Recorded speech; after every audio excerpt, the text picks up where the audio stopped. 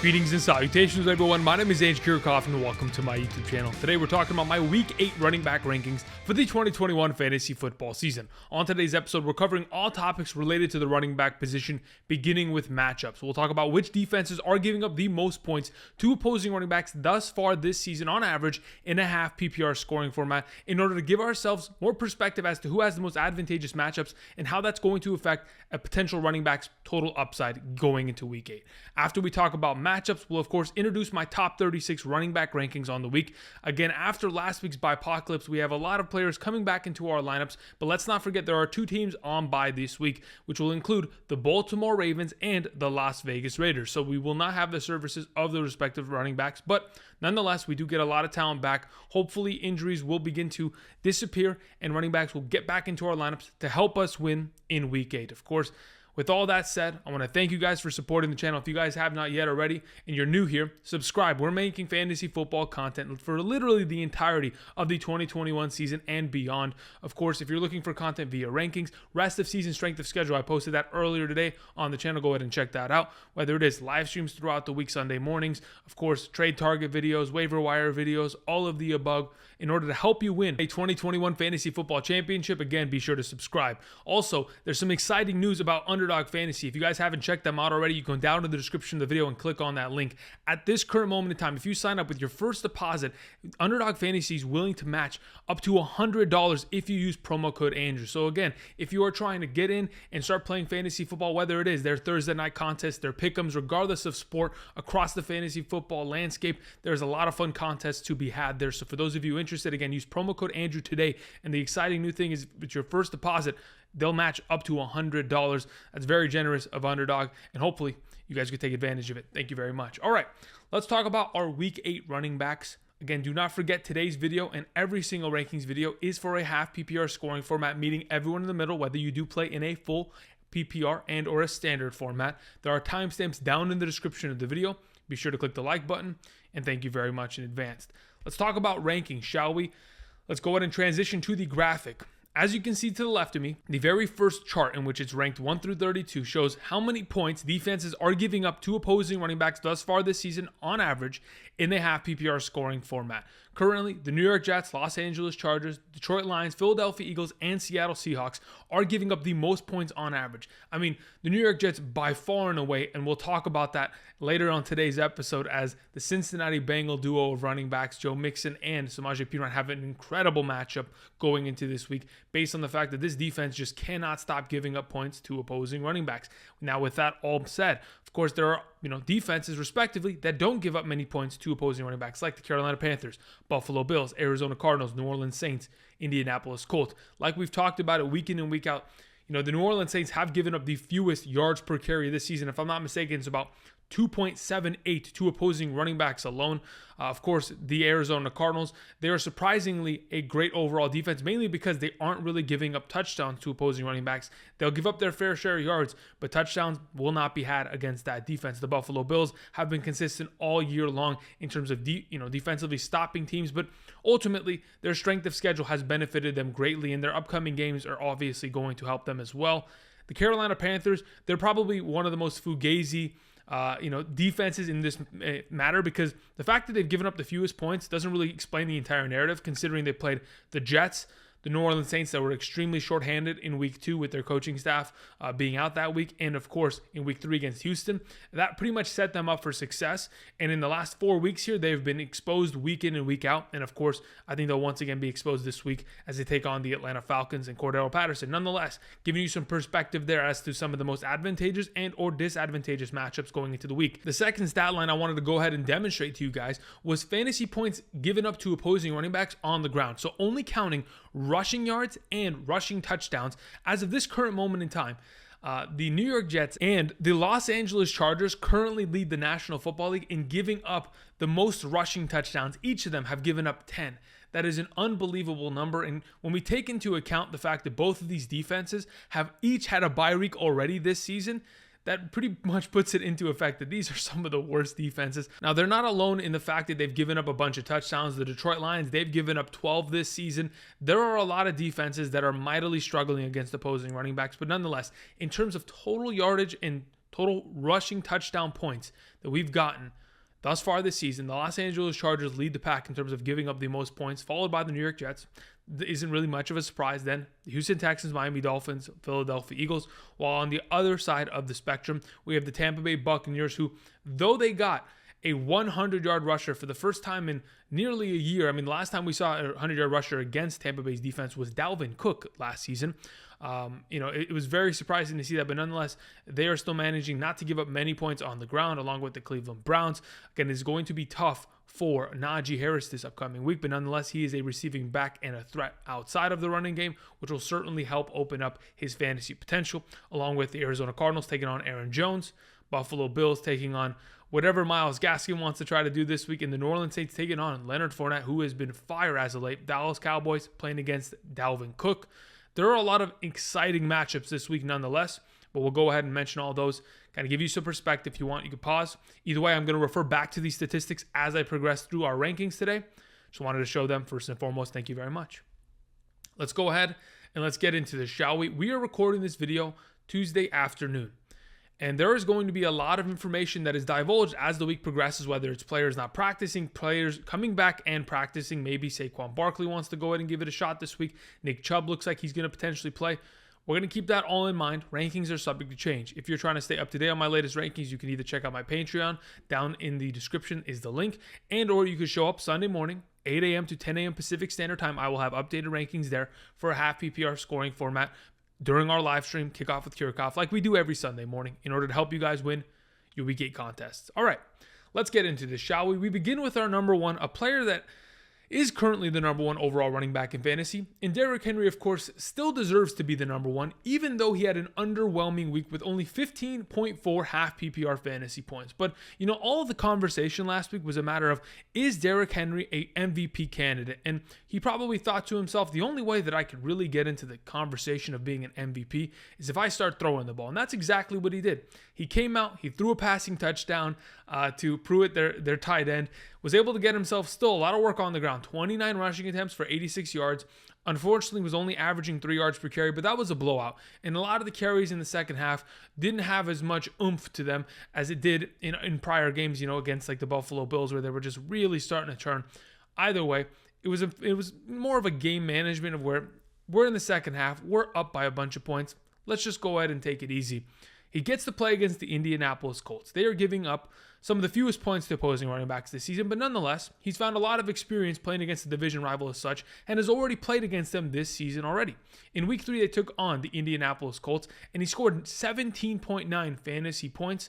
All in all, I think he's probably going to have himself another big performance here, especially considering Indianapolis has found their footing in the last couple weeks. Obviously, players have come back from injury, whether it is their offensive line, wide receiver core, defense. I think, of course, Derrick Henry is going to be dominating this defense.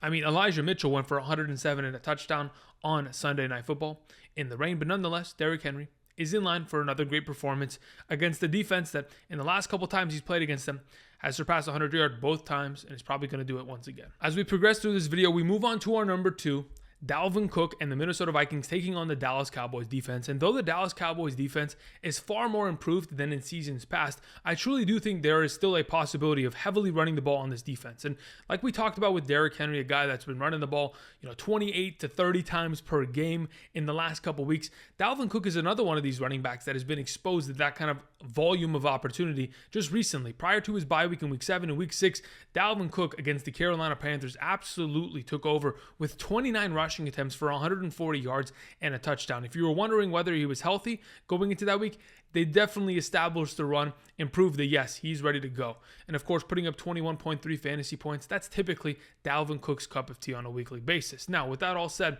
playing against the Dallas Cowboys this week, the last time I saw this Dallas Cowboys defense was in Week 6, taking on the New England Patriots prior to their bye week in Week 7. To be totally honest, when I watched that game back, Damien Harris looked like he was being shot out of a cannon every time he was handed the ball. Now, maybe that's Damien Harris, but when I think about Dalvin Cook, I think top-level running back. And if there were enough lanes to feed Damien Damien Harris 101 rushing yards and rushing touchdowns in that contest, along with getting Ramondre Stevenson a touchdown. And then, of course, if we go back to week 5 against the New York Giants, and after the injury occurred to Saquon Barkley, we saw Devontae Booker come in, 42 rushing yards and a touchdown, 3 catches, 16 yards, and a receiving touchdown. The running back position can definitely do damage to this defense, and I certainly think Dalvin Cook, being one of these top flight stud running backs, is capable of doing so. And I really do believe this offense is predicated around running the ball and feeding him the rock. Even in his absence, they fed Alexander Mattison the ball like 26 times a game. Either way, Dalvin Cook's a stud. He's going to be dominating this Dallas Cowboys defense this week. We move on to his matchup rival here, the Dallas Cowboys running back Ezekiel Elliott taking on the Minnesota Vikings. Now, I think this is going to be a higher scoring game.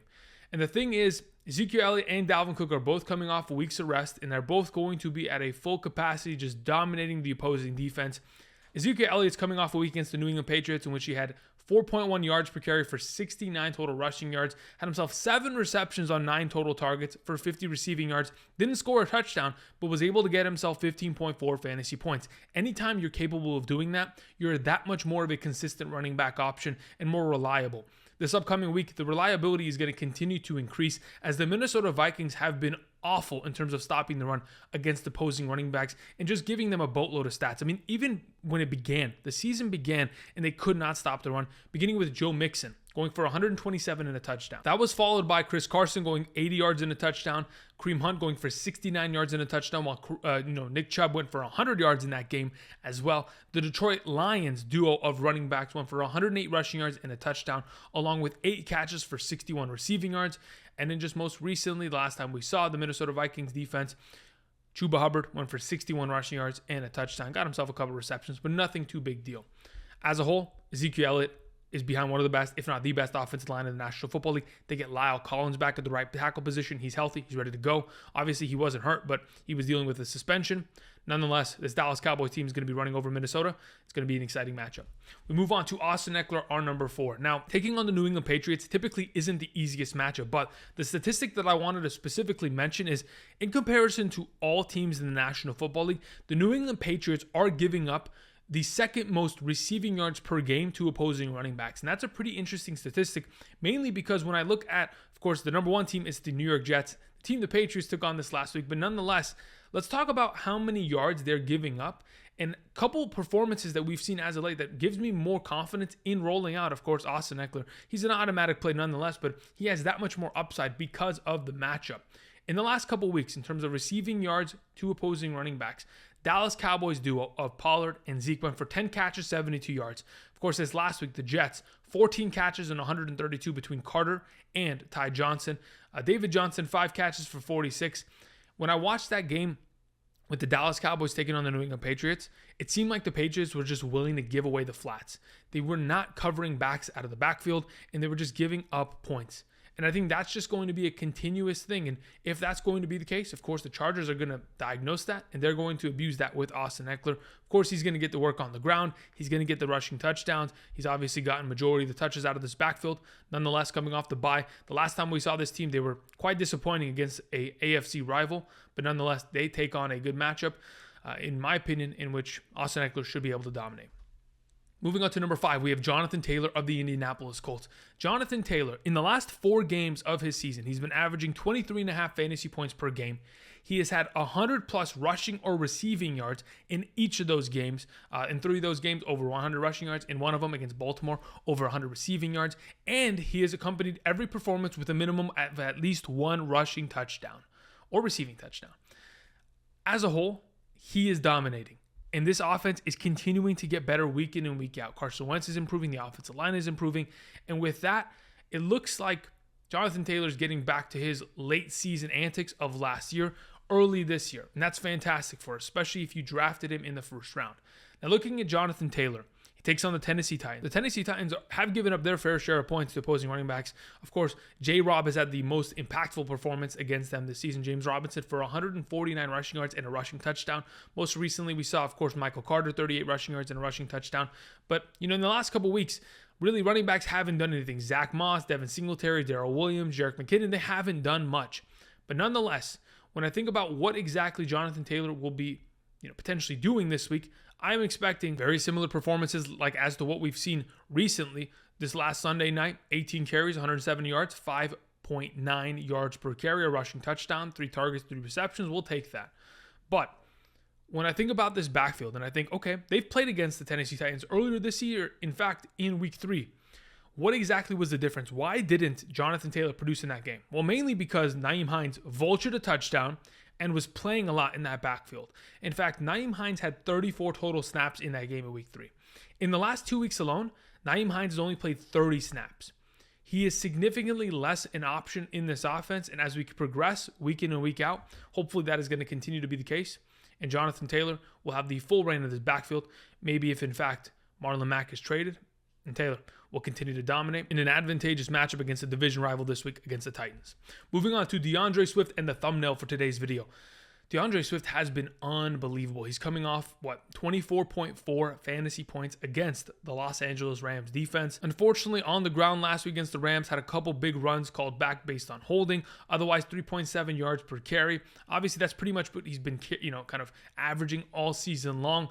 But his biggest, contribution comes in the receiving game. 10 targets, 8 receptions, 96 yards, and a touchdown. A big receiving touchdown. I think it was 62 yards, if I'm not mistaken, for a touchdown down the sideline.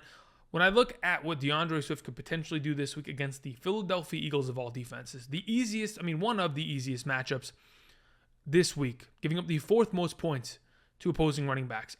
Kenyon Drake went for 69 yards and a touchdown. Prior to, of course, Josh Jacobs leaving the game, Josh Jacobs had 29 yards on the ground and a rushing touchdown, 3 receptions, and 39 receiving yards. Fournette, 81 yards and 2 touchdowns, 6 catches, 46 yards. Hubbard went for 101 yards on the ground, 5 catches, 33.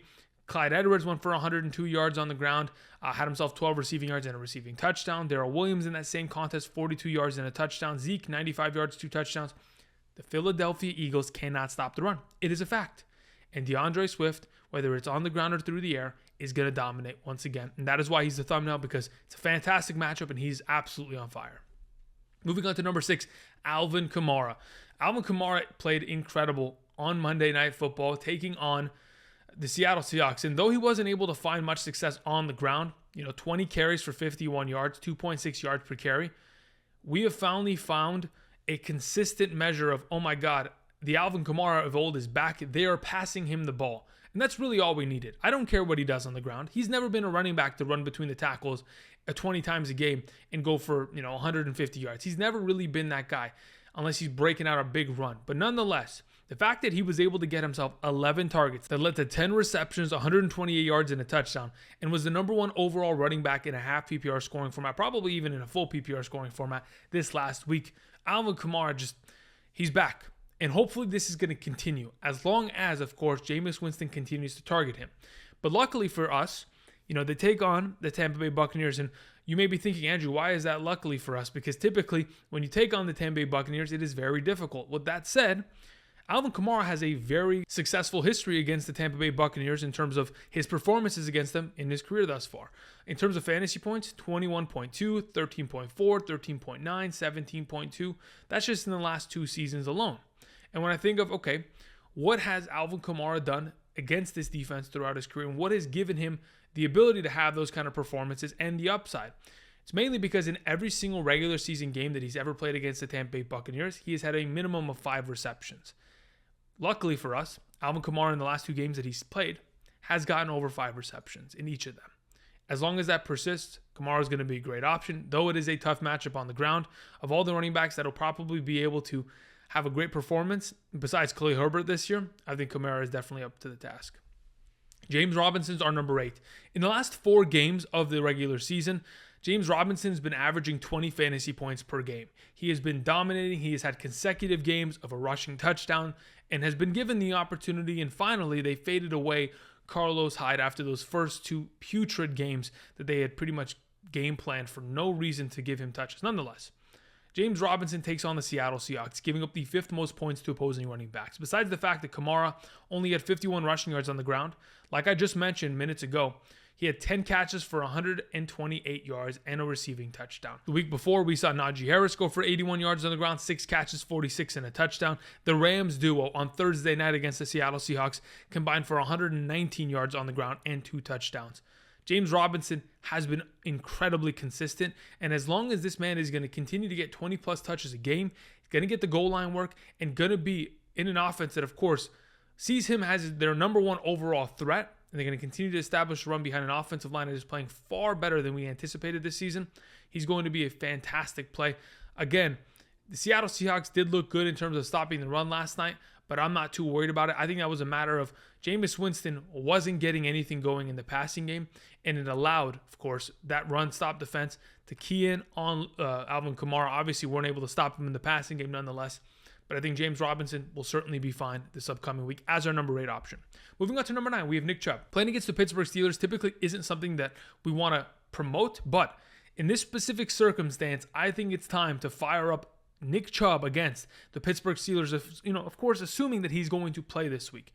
Nonetheless, the Pittsburgh Steelers, they're giving up some of the fewest points to opposing running backs this season, but in terms of overall yardage, they have given up a lot. Though they haven't given up touchdowns, they've certainly given up yards. I mean, Alex Collins went for 101 and a touchdown against them. The duo of Javonte Williams and Melvin Gordon, 95 rushing yards. The duo of Dillon and Aaron Jones, 129 rushing yards. Mixon went for 90 rushing yards. Devin Singletary in week 1, 72 rushing yards. The Pittsburgh Steelers can give up points on the ground to opposing running backs. And the last time we saw Nick Chubb, I mean, that's exactly what he was doing. He was getting points on the ground, 161 rushing yards, a rushing touchdown, 7.7 yards per carry against the Los Angeles Chargers. And you may be thinking, Andrew, there's a complete difference between the Chargers' run defense and the Pittsburgh Steelers. And though I agree with you, let's go and look back at what exactly Nick Chubb was able to, potentially produce against the Pittsburgh Steelers in 2020. Most recently, of course, in the NFL playoffs, had himself 76 rushing yards, 4 catches, 69 receiving yards, and a touchdown. And in the regular season, had himself 108 rushing yards and a rushing touchdown. There's a lot of potential. And as long as, of course, Kareem Hunt is not there and the full workload is going to be going in the direction of Nick Chubb, I think is a very promising week here as our number 9. Speaking of the opposite side of this matchup and the Pittsburgh Steelers, we have Najee Harris, their starting running back, and the guy that is going to potentially get every touch out of this backfield. Coming off of a performance of 24 rushing attempts, 81 rushing yards, 7 total targets, leading to 6 receptions, 46 receiving yards, and a touchdown for 21.7 points. When I think about the Cleveland Browns defense, and especially after that Thursday night game in which, of course, Javonte Williams and Melvin Gordon were rendered to nothing on the ground, I think, there's a lot of potential for Najee Harris to potentially be a bust this week. But nonetheless, I think to myself, Najee Harris has been consistent every week in fantasy, regardless of what he's played against. I mean, going back to since week 2, he has been averaging 20 fantasy points per game. The week 1 performance was a little lackluster, but it was against the Bills. But since then, he's been averaging 20 points per game. And when I look at this Cleveland Browns defense, though they've given up, the 5th or 6th fewest total points to opposing running backs this season, they've given up their fair share. I mean, Austin Ekeler, 66 yards, 2 rushing touchdowns, had himself 5 catches, 53 yards, and a receiving touchdown in that same contest. We've seen the Denver duo at least get themselves implemented in the receiving game, in which they combined for 8 total receptions, 46 receiving yards, and 2 receiving touchdowns against the Cleveland Browns defense on Thursday Night Football. But the running back that is, out of all of them this season, ran for the most yards against this defense was James Conner for 71 total yards. If you're expecting Najee Harris to be a force on the ground, you're mistaken. I fully see him as a player that is going to have value based on what he does in the receiving game, and that's purely going to be the case. And as long as, of course, Ben Roethlisberger is going to be rushed in this pocket and the offensive line is going to, fold under pressure to Myles Garrett, to Jadeveon Clowney, etc., of course, Najee Harris is going to pick up a lot of work out of the backfield and be a great option as our number 10. Number 11 is Darrell Henderson taking on the Houston Texans. It's just easy money. It really is. They're giving up the 12th most points to opposing running backs. Darrell Henderson didn't have a great week this last week, mainly because the entire offensive scheme went to just passing the ball as they were down early in that first quarter. But ultimately, running backs have heavily succeeded against the Houston Texans. Connor, 64 and a touchdown. Edmonds, 81 rushing yards in the same game. Jonathan Taylor, 145 on the ground for 2 rushing touchdowns. Damien Harris should have had 2 rushing touchdowns in that game, but either way had himself 58 and 1. Zack Moss, 61 yards and a touchdown. Devin Singletary in that same game, 79 total yards on the ground. Darrell Henderson is in line for a fantastic performance in another one of these incredible matchups. As our number 11 this week, I think he's an automatic play in a match in which they're going to be up early. They're going to be running the ball late in order to kill clock and, of course, get some fantasy points for Henderson. Aaron Jones is our number 12. I am only concerned about Aaron Jones because of the virus situation that is going on with their team. Not only is their coach, their defensive coordinator, Devontae Adams, now Allen Lazard, they're all potentially on the virus IR list. Now, the question is going to remain, what exactly is going to be available to them? Is everyone going to be out this week? Probably not, but if they aren't going to have their stud wide receivers available, unless there's another threat on the field that is going to pull pressure away from the running game, it's going to be tough for the boys up front to be able to run block when, of course, the entire defense is run committing. And if that's going to be the case, out of pure respect, I do put Aaron Jones at number 12, but I could very easily see him as a lower prospect on the week, mainly because, again, Arizona, they are pretty tough against opposing running backs, giving up the third fewest points. Now, with that said, they've also given up their fair share of points. James Robinson, 88 and a touchdown. Darrell Henderson, 89 rushing yards. Dalvin Cook, 131 rushing yards. But, again, it is going to be tough. We'll see how it progresses on Thursday night. Number 13 is Joe Mixon. Now, you may be wondering, Andrew, why do you have Joe Mixon as your number 13, considering he plays against the easiest matchup of the running back position? We all know Joe Mixon's a start, automatically. But my only concern with Mixon is exactly what happened this last week. This last week against the Baltimore Ravens, he very easily got himself 11.9 fantasy points, was able to get himself a total of 12 rushing attempts for 59 yards, nearly 5 yards per carry, a rushing touchdown. Didn't get any work in the PPR game. With that said, the issue that I currently have with this is maybe if in fact the Bengals take a very early lead and are blowing out this defense, they're not going to use Joe Mixon. They're not going to give him 30 carries. They're not going to give him all the touches in the second half. In fact, they'll transition it to Samaje Perine and or Chris Evans. And they will go ahead and take the touches. They'll get the points. And similar to what happened last week, Damien Harris was a monster. 106 yards, 2 rushing touchdowns. But J.J. Taylor in the second half, 21 rushing yards, 2 rushing touchdowns. Brandon Bolden, 6 receptions, 79 yards, and a receiving touchdown. The New York Jets this season have given up double-digit points to 12 running backs in the 6 games that they've played. Literally, it's an average of 2 per game. So 2 of these running backs on this Cincinnati Bengals team is going to go for double-digit points. Of course, Mixon, probably Samaje Perine. I wanted to voice my concern in regards to if, in fact, this is a brutal blowout, we're going to have a situation where Joe Mixon might not be able to play as much and not be able to get to that upside limit, unfortunately. Moving on to Damien Harris, a running back that has been incredible in the last 2 weeks. Of course, back-to-back 100-yard rushing games. This season has 3 of those games. Leads the entire National Football League in terms of running back rushing attempts of 20 or more yards. He's just hitting the hole and dominating at the point of attack. Nonetheless, the offensive line that's in front of him has been playing very well. The fullbacks have been blocking the tight ends. Hunter Henry, Jonnu Smith, they're leading him to success. This upcoming week, they take on the Los Angeles Chargers. It is the second easiest matchup of the running back position. In fact, on the ground in terms of rushing points, it is the easiest matchup. Damien Harris is a must-start this week, considering, of course, the last time we saw the Los Angeles Chargers, 115 rushing yards, 3 rushing touchdowns to Baltimore's running backs, 222 rushing yards, 3 rushing touchdowns to Cleveland's running backs. CEH went for 100 rushing yards, had himself a receiving touchdown. And the Dallas backfield, 180 rushing yards, 2 rushing touchdowns. They cannot stop. I mean, they really can't stop them. In all honesty, if I knew that Damien Harris could play the entire game, I might have him as a top 10 running back this week because that is his potential, and the upside is just beyond that. I mean, he's coming off of a game in which he had 24.3 fantasy points against the Jets. He could very easily once again do that this week. It's just a matter of what kind of game script we're in. If they're trying to come back in the game because the Chargers have taken and mounted a pretty substantial lead, then of course it will limit his overall opportunity on the ground. But nonetheless, an incredible play, must start. Moving on to Cordarrelle Patterson, a guy that has become a must start slowly but surely. Going into this week, takes on the toughest matchup at the running back position. But like I mentioned when I talked about matchups earlier on today's episode, the Carolina Panthers are pretty fake in terms of having that current standing. Though that may be the case, let's talk about what they've given up recently. Devontae Booker, 51 rushing yards, a rushing touchdown. Dalvin Cook, 140 rushing yards and a rushing touchdown. Zeke, 143 rushing yards and a rushing touchdown. The fact that they took on the New York Jets, the New Orleans Saints, and the Houston Texans in the first 3 weeks of the season has really set them up for a lot of success and to hold this current standing. With that all mentioned, I really do think that Cordarrelle Patterson is getting to that next level. Though a couple weeks back we were talking about let's sell Cordarrelle Patterson and let's try to get as much out of him. At this point, if you weren't able to, congratulations, because you can keep him, and he's going to be obviously in some formats RB/wide receiver eligible, but in also others he is just purely a running back because he's running the ball more than Mike Davis. 14 carries, 60 yards, a rushing touchdown, 4.3 yards per carry. Had himself 2 catches on 5 targets and ran more routes as a wide receiver this last week than he has all season long.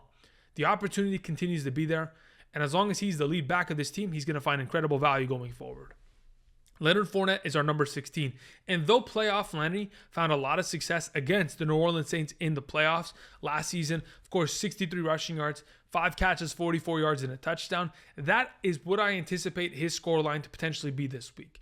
But the question is whether or not he scores a touchdown, because we know Leonard Fournette, as of late, has been dominating on the ground. Coming off of a week in which he had 81 rushing yards, 5.4 yards per carry, but now he has to turn around and take on the toughest run defense in the National Football League, only giving up 2.78 yards per carry. With that all mentioned, I think it's going to be extremely difficult for this offense to run the ball, and they found a lot of their potential success just using, of course, the running game and then converting it to the play action. With that all mentioned, I think Leonard Fournette is going to be a successful running back this week, mainly because his PPR work is going to be there. He's going to have opportunities in the passing game, and when he gets those receptions, it's going to continue to rise his baseline and overall floor of production with the potential of getting a touchdown, getting the yardage on the ground, which will increase his overall ceiling. He's got so much embedded value based on, of course, the offense he's associated with and the amount of touches he's getting through the air. Leonard Fournette's a fantastic play as our number 16. Number 17 is Elijah Mitchell. Speaking of incredible value, Elijah Mitchell's coming off of a game in which he had 18 carries, 107 rushing yards, 5.9 yards per carry, and a touchdown on that rainy Sunday night game against the Indianapolis Colts. And boy, did we not anticipate that at any sort of capacity, considering the Indianapolis Colts have actually quite been good in terms of stopping the run. But nonetheless, Elijah Mitchell dominated. And though he is not a 3-down back, as they've brought in Kyle Juszczyk and JaMycal Hasty to be the receiving back of this respective team, Elijah Mitchell is still playing about 64% of the snaps each of the last 2 weeks. And as long as that's going to be the case, and as long as Jimmy G is going to continue to, of course, struggle at times, whether it is Jimmy G and or Trey Lance, this team is obviously always going to continue to run the ball. They didn't even have Trent Williams this last week. And that all-pro number 1 left tackle in my eyes is going to come back and definitely elevate this offense to another level as they take on the Chicago Bears. They're giving up the 18th most points to opposing running backs. Not the greatest matchup, but nonetheless, they've given up points. I mean, last week, of course, they got blown out by the Tampa Bay Buccaneers, but Leonard Fournette got his 81 on the ground and a touchdown. Rojo got himself 10 carries for 60 yards. We also saw, Aaron Jones go for 76 yards on the ground, 4 catches, 34 yards, and a touchdown. A.J. Dillon in the same contest, 59 rushing yards. Josh Jacobs, 48 and a touchdown. There have been running backs, as of late, honestly, that have produced on the ground, and I'm not worried about it. I think, of course, Elijah Mitchell will be able to do so, but it's a matter of game script. And when I look at the other side of the ball, Justin Fields cannot move the ball. He cannot score, and it perfectly plays into the hand of what San Francisco wants to do, and they'll be successful in doing so with Elijah Mitchell this week. Moving on to our number 18, we have Khalil Herbert. I haven't seen a running back run for over 100 yards against the Tampa Bay Buccaneers defense since Dalvin Cook last season. Now, with that all being said, Khalil Herbert looks like the real deal. 5.6 yards per carry, 5 catches on 5 targets for 33 yards, has practically made Damien Williams irrelevant. And in fact, if you want to drop Damien Williams for tonight's waiver wire, I would 100% suggest you do so. Now, with that all mentioned, the Chicago Bears offense takes on the San Francisco 49ers against Elijah Mitchell, who we just prior mentioned. Now, the question is, how many points have they been giving up? Is it a good enough matchup? And can we trust Khalil Herbert? Jonathan Taylor went for 107 yards and a touchdown on the ground. And prior to that, there haven't been incredible posted performances, but nonetheless, people are scoring against this team. Especially, finding the end zone, that's the biggest difference maker. Connor, 29 yards and a touchdown. Collins, 44 yards and a touchdown. Aaron Jones, 82 yards and a touchdown. That's all we want. We want touchdowns and we want success. This season, this defense is giving up at least 1 touchdown per game to opposing running backs. And if it's going to go to anybody in this offense, it's going to be Khalil Herbert. And the fact that, of course, Justin Fields is struggling as much as he is, they want to continue to run the ball as much as they possibly can. The fact that they ran the ball 18 times against Tampa Bay in a game which they lost 38-3 speaks volumes. They want to run the ball, and they want to keep the ball out of Justin Fields' hands as much as they possibly can. Khalil Herbert will be the key to doing that, and he will find success this week. Antonio Gibson is our number 19. Many of you were wondering, where in the heck is Antonio Gibson? He takes on the Denver Broncos, and though the Denver Broncos have been playing relatively horribly on their defense. They made some adjustments this week. They went and they traded, I think, a 7th or 6th round pick for Kenny Young, the Los Angeles Rams linebacker that was flying all over the field against the Detroit Lions on Sunday. They're going to go ahead and try to rebolster their linebacking core. They got a lot of problems on hand. I mean, really, they do. Nonetheless, D'Ernest Johnson went for 146 and a touchdown against them. Jacobs, 53 and a touchdown. Kenyon Drake in that same game, 2 touchdowns. Had himself over 70 total all-purpose yards on only 6 total touches. Harris, 122 and a touchdown. Murray, 59 and a touchdown. The Denver Broncos, somehow, some way, supposedly aren't giving up points to running backs, but they certainly are. And I think Antonio Gibson, as long as he's locked in and this offensive line can move bodies, he's going to succeed. But the issue is Brandon Scherff, their rookie right tackle Cosby, they're injured. And if in fact you're going to have a beat up offensive line and an offense that is not able to keep you in games and is obviously getting the game script out of hand to where you can't run the ball in the second half, then of course it's going to affect Antonio Gibson. I have hope that at number 19, he can have himself a good week here and get back to his regular nature of scoring points and finding the end zone. Moving on.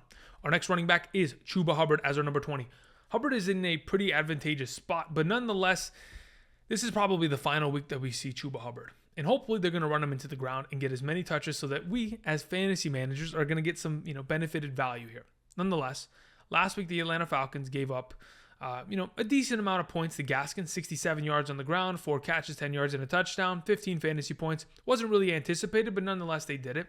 The week prior in London against the Jets running backs both scored a rushing touchdown, Carter and Ty Johnson. And then, of course, we've seen Gibby recently. We just spoke about him, but he scored, 63 yards and a touchdown against them. Barkley, 51 yards and a touchdown, got himself a couple catches out of the backfield. Atlanta's defense gives up the 7th most points to running backs. It is an obvious successful matchup here. The question is, what offense are we going to see for the Panthers? Because if we're going to see anything remotely close to what we saw last week, then we are in major trouble. And that is why Chuba Hubbard sits down here, because if I can't trust Sam Darnold to get the job done, and I can't trust even his backup to come in the game and not go 3 for 12 passing, then this offense is in trouble. But hopefully they can establish the run early and keep this competitive, because I know Atlanta is going to be scoring. It's just a matter of whether or not Hubbard is going to be given the opportunity and whether the Panthers can keep up in the second half. We move on to our number 21. We have Darrel Williams. I have a lot of respect for Darrel Williams. I think he's a great running back, but obviously this last week the matchup just kind of got out of hand. Only getting himself 8 total touches.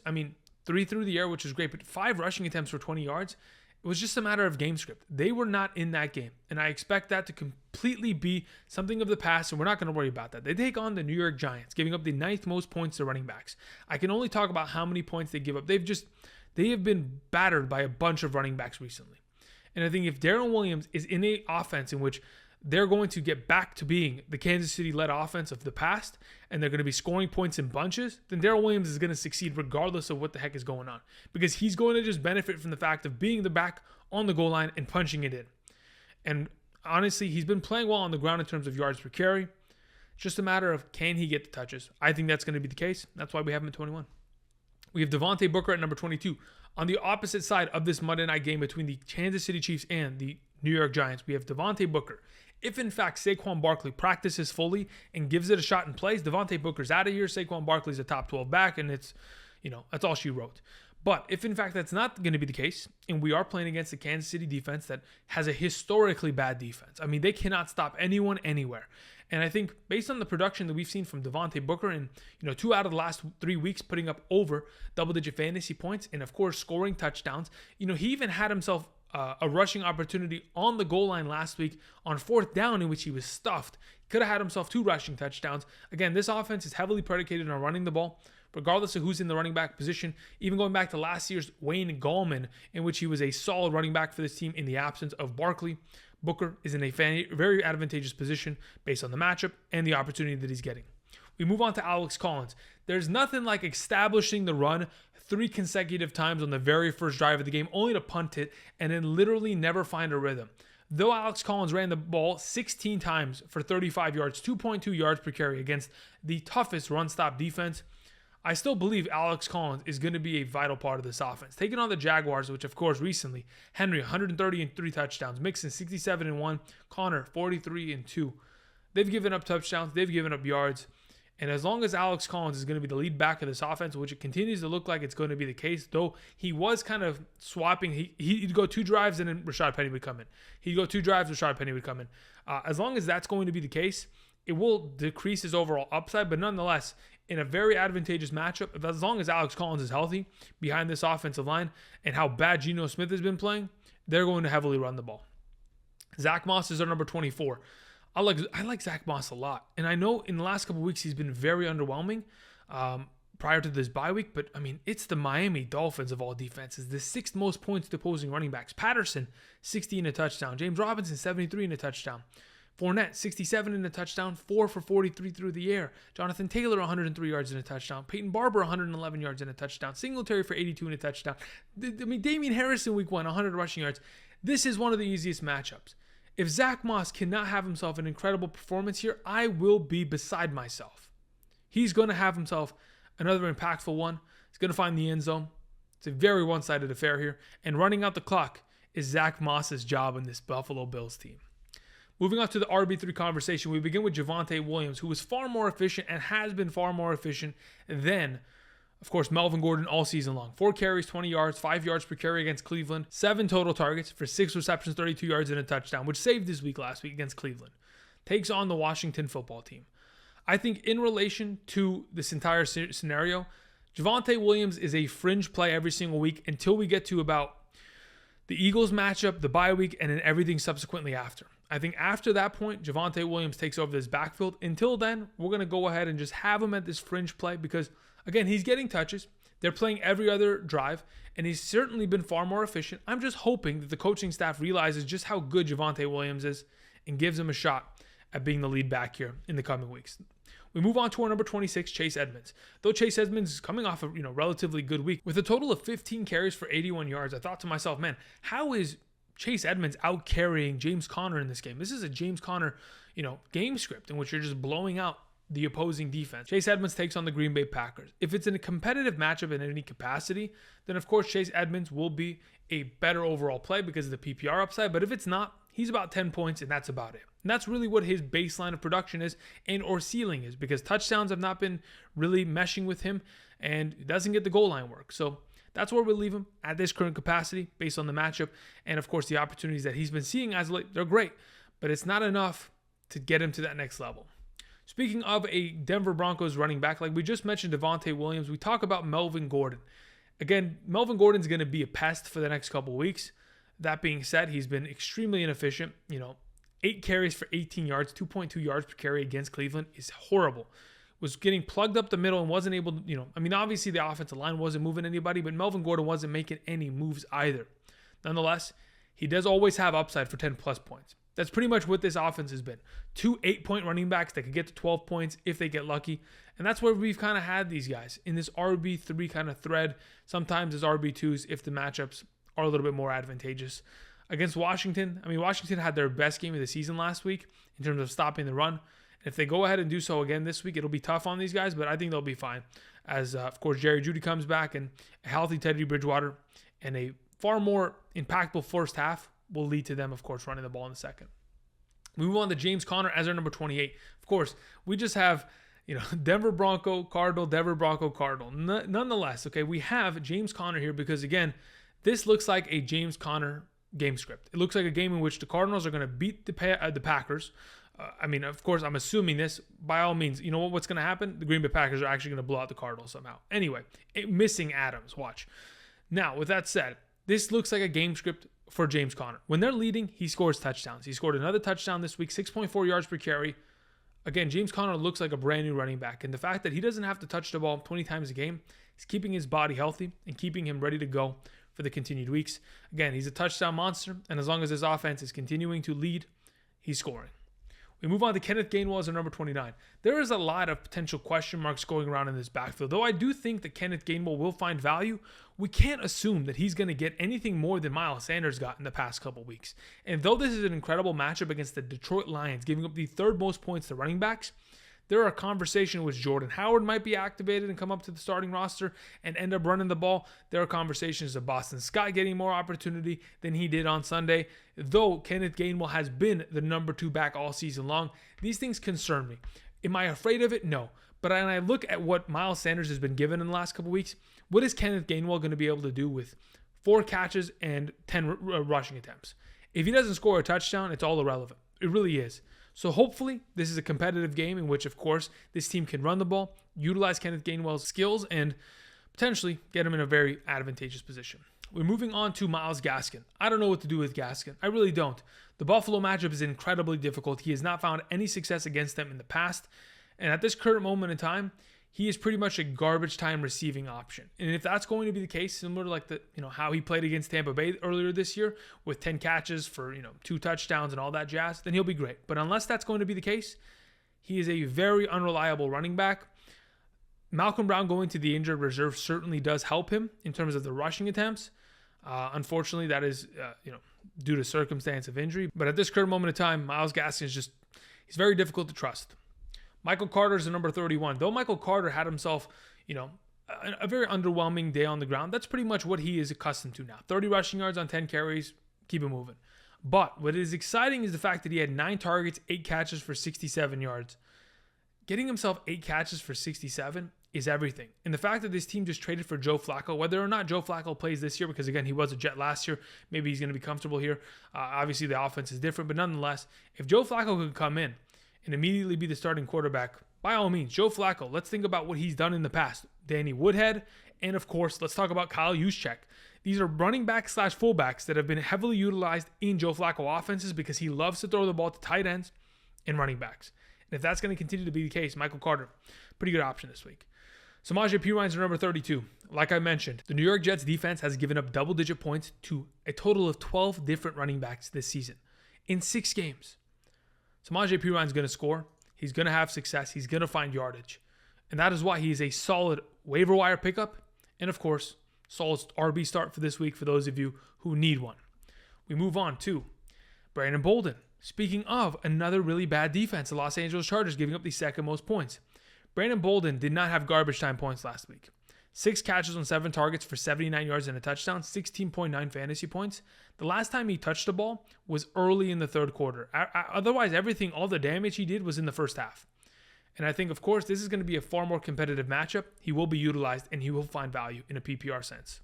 Tony Pollard is the number 34. I have a lot of potential hope for Tony Pollard this week. It's a very advantageous matchup like we talked about with Zeke. But again, he is always going to play second fiddle. Regardless of whether or not he touches the ball 15 times a game, he needs this touchdown in order to be relevant. And when we're trying to gamble for touchdowns, I'm way more willing to gamble on guys like a James Conner finding the end zone, who has consistently done it week over week, or Samaje Perine, who has done it just recently in a couple weeks, than Tony Pollard, who has been absent of that factor thus far this season. Moving on to D'Ernest Johnson, our number 35.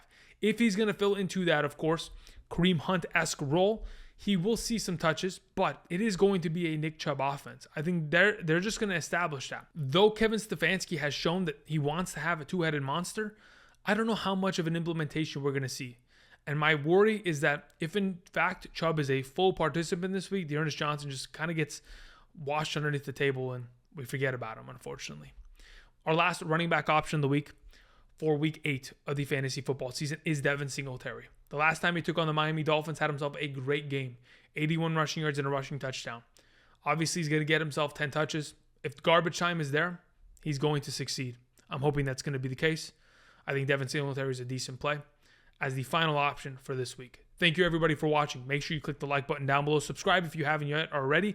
And, of course, use promo code Andrew at UnderdogFantasy.com with your first deposit up to $100.